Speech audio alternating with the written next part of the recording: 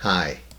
Last time, we talked about how objectivity is the result of integrating multiple subjective viewpoints.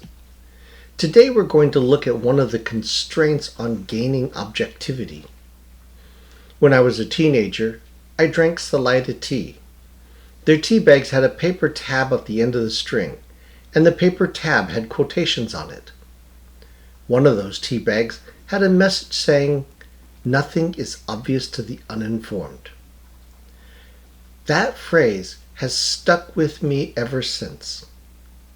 Nothing is obvious to the uninformed. Think about it.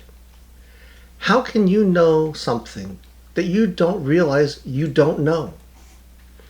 Why then assume others know what you do know?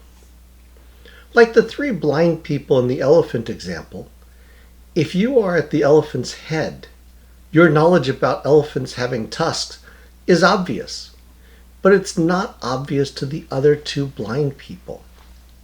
Likewise, if you're the one at the opposite end, you will assume information based on your existing knowledge. Even if you were to accept and integrate that what the first person had said, in other words, that there are two tusks, one on either side of the long moving thing, your expectation is that that long moving thing is just like the long moving thing that you already know. But is an elephant's trunk really the same as its tail? We build our understanding of the world by using existing knowledge as a foundation. If that foundation is different from someone else's, then our understanding and interpretation will be different.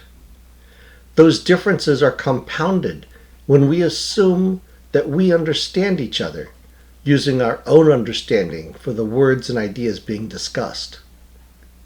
What can we do about it? First, we need to make sure that we start with a foundation and a set of definitions that will give us a chance of success. Then, we need to constantly remind ourselves that nothing is obvious to the uninformed, for both you and the other person. We need to check in regularly and question ourselves. We need to remember that we could be wrong.